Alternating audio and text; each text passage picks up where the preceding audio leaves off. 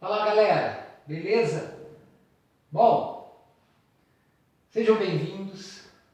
Continuando nosso estudo de hidrostática, nós vamos estudar a prensa hidráulica que está dentro do princípio de Pascal. Bom, isso se encontra no volume 5 de vocês, nós estamos quase acabando, só falta empuxo, tá? Essa parte de empuxo. Capítulo 10. Páginas de 47 a 50, ou seja, o assunto aqui é curto, igual da aula anterior. Fica mais bacana da gente assistir o vídeo.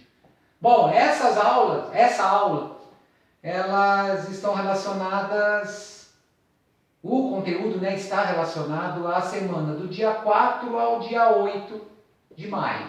Então vamos entender a prensa hidráulica aplicando o princípio de Pascal. Então observe, prensa hidráulica. Em borracharias, postos de gasolinas e oficinas mecânicas, por exemplo, quando se deseja elevar um automóvel para fazer reparos, é possível utilizar um macaco hidráulico, equipamento cujo funcionamento é baseado no princípio de Pascal. Olha lá, o macaco e o elevador hidráulico são exemplos de aplicações do princípio de Pascal. Eles serão multiplicadores de força, tá? Nós vamos entender daqui a pouco que eu não necessito aplicar uma mesma força relacionada ao peso desse carro, perder o carro. Essa força vai estar sempre relacionada à área do êmbolo no qual eu estou aplicando. Quanto menor a área do êmbolo, menor a força que eu aplico para poder guiar esse carro relacionando uma área maior aqui. Só para a gente ter um exemplo inicial.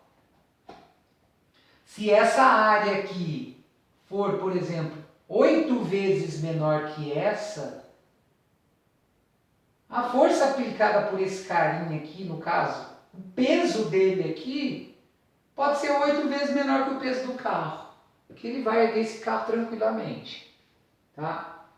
Bom, esse dispositivo é constituído por 2 tubos cilíndricos, a prensa, interligados e com áreas de base diferentes.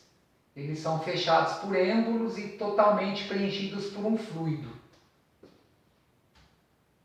A imagem a seguir ilustra de modo esquemático o funcionamento de um macaco hidráulico. Então, observem o seguinte aqui, aplica uma força F1 sobre o êmbolo de área A1. Essa força vai comprimir o meu fluido. Essa compressão vai distribuir de maneira integral toda a força no fluido até que ela atinge o êmbolo de área A2. Nesse caso, a força aplicada aqui vai ser a força associada a essa área A2, é uma força F2. A partir do momento que eu aplico essa força para empurrar o êmbolo de área A1 para baixo, vai ocorrer um deslocamento aqui F1. Essa força F2 vai fazer o êmbolo de área A2 subir, causando um deslocamento menor de área na área A2 relacionado a esse X2 aqui. Nós vamos ver daqui a pouco que com relação à área do êmbolo, esses deslocamentos são inversamente proporcionais. Por quê? Porque eu estou relacionando volume, tá? Volume, no caso aqui, é cilindro, área vezes a altura. Então, se eu diminuo a área, eu aumento a altura. O que seria essa altura? O deslocamento provocado pela força. Então, inicialmente, quanto maior a razão entre a área de saída e a área de entrada de um elevador hidráulico, maior será o ganho de força do equipamento. O que seria a área de entrada e a área de saída? Essa área 1 e essa área 2. Então, quanto maior a razão entre elas, A2 sobre A1, quanto maior for o resultado dessa razão, maior é a força que eu vou obter aqui nessa saída, tá? Então, quando o êmbolo de menor área recebe a ação de uma força F1, provocando um acréscimo de pressão nos pontos do fluido em contato com A1, ocorre ocorre também um aumento de pressão nos pontos do fluido em contato com A2. Pelo princípio de Pascal, concluímos que em todos os demais pontos ocorre a mesma variação de pressão, inclusive naquele em contato com A2, surgindo assim uma força proporcionalmente maior que a força F2. Esses dispositivos são denominados sistemas hidráulicos. Então, o que acontece? Pelo princípio de Pascal, se eu aplico força no êmbolo de área 1, essa força aplicada no êmbolo vai ser distribuída no fluido, vai provocar uma pressão nesse fluido.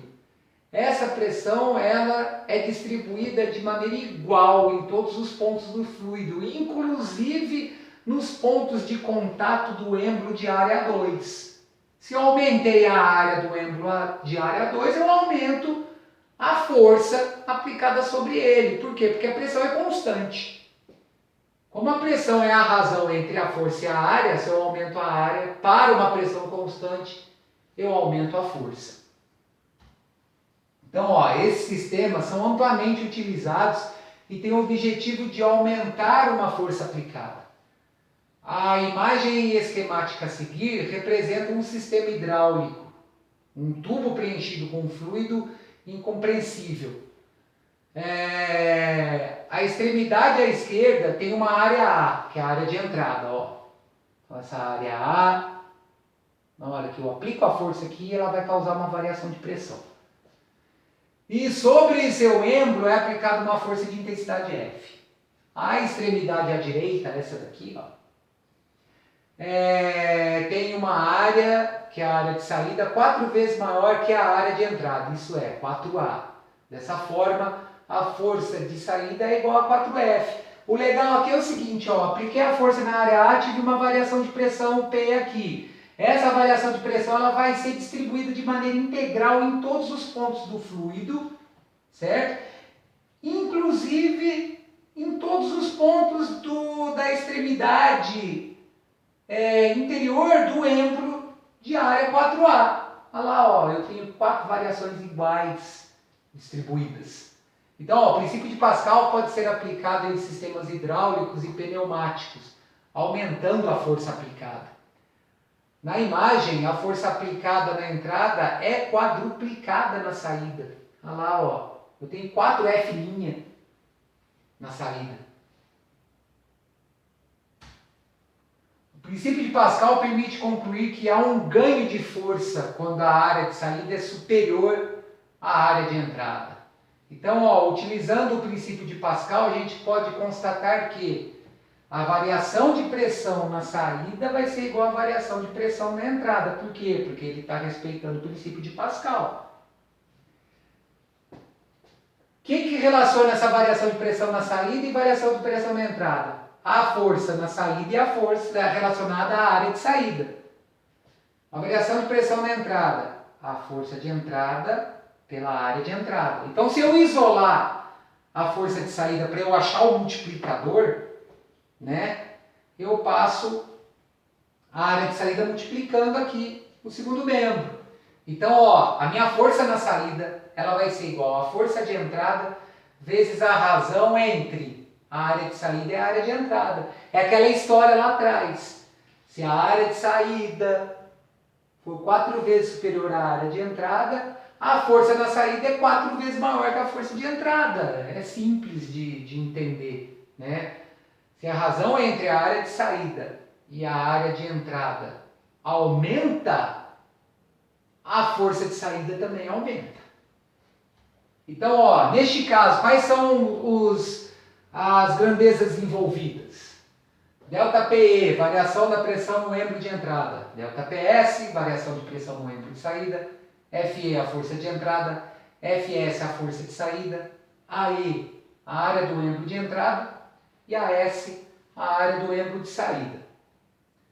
Bom, observe que se a área de saída, que é a AS, for 4 vezes maior que a área de entrada, a força FS, que é a força de saída, também será 4 vezes maior que a força de entrada.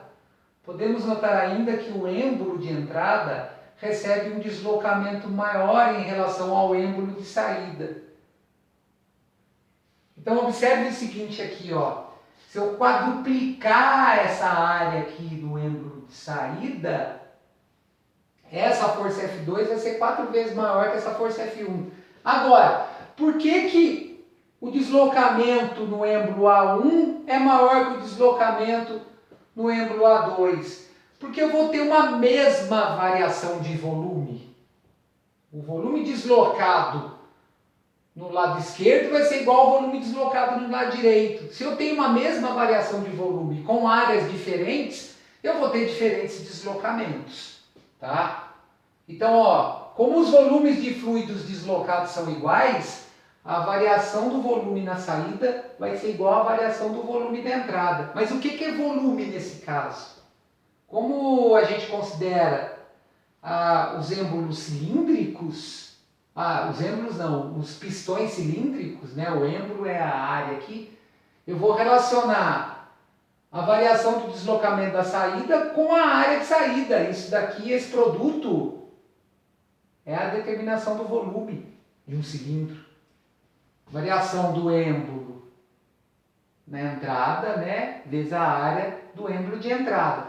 Então, se eu isolar a variação do deslocamento do êmbolo de saída, eu vou passar o AS dividindo.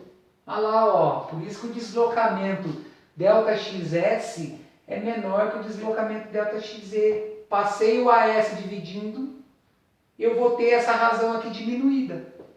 Tá? Bom, a determinação da energia transferida ao sistema na entrada e a energia entregue pelo sistema na saída pode ser determinada pela realização de trabalho das forças. Bom, o que é trabalho? Trabalho de uma força, ela vai representar o produto da força pelo deslocamento causado por essa força. Trabalho é energia. Todo corpo no qual eu aplico uma força e gero um deslocamento, eu estou realizando trabalho. Então observe o seguinte, ó. O trabalho da energia transferida ao sistema na saída é a força aplicada na saída vezes o deslocamento do êmbolo na saída. Nós vimos lá atrás que essa força na saída é a força na entrada multiplicada pela razão entre a área de saída e a área de entrada. E nós vimos no slide anterior que a variação do êmbolo de saída é a variação do êmbolo de entrada multiplicado pela área de entrada pela área de saída. Observe que essas razões aqui são inversas. Então eu posso cancelar, ó, aqui e aqui. Ou seja, a variação na área, o trabalho na saída, ele vai ser igual à força de entrada vezes a variação do êmbolo de entrada, que é a energia que o corpo transfere na entrada. Ou seja, eu não tenho perda de energia no sistema. Eu não vou perder energia. A força que eu aplico, ela vai ser aplicada para transferir integralmente energia para a saída. Não há perda. Tá? Deste modo, constatamos que o trabalho realizado pela força de entrada é igual ao trabalho realizado pela força de saída, resultando na conservação de energia no sistema. Ou seja, o que seria essa conservação de energia do sistema?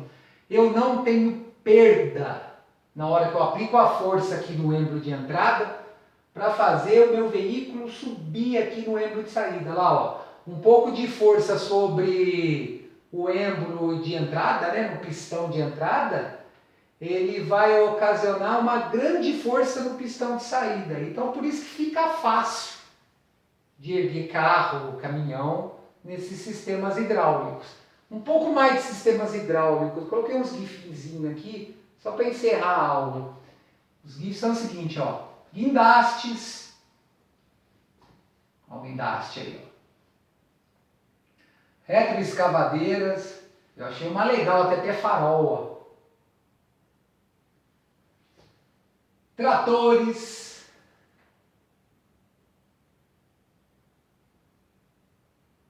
e automóveis. No caso aqui eu representei o automóvel pelo sistema hidráulico do freio, tá?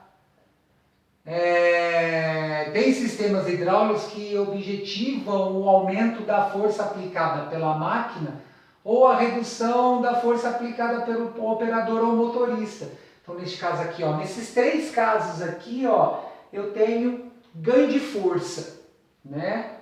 Nesses sistemas hidráulicos aqui, ó, são sistemas onde o êmbolo de entrada tem área menor que o êmbolo de saída, por isso que eu consigo arrancar terra do chão, puxar objetos pesados e tudo mais. E aqui o sistema é o contrário. Uma pequena força que eu aplico no pedal do freio vai fazer com que ocorra, contrário nada, é o mesmo, né? Ocorra uma grande força na pastilha de freio, fazendo com que ocorra uma redução de força no veículo. Essa redução de força vai ocasionar uma diminuição da velocidade. Beleza, pessoal? Bom, prensa hidráulica já era. Daqui a pouco eu volto com outro vídeo para a gente aplicar os conceitos de prensa hidráulica em exercícios. Beleza? Então até daqui a pouquinho.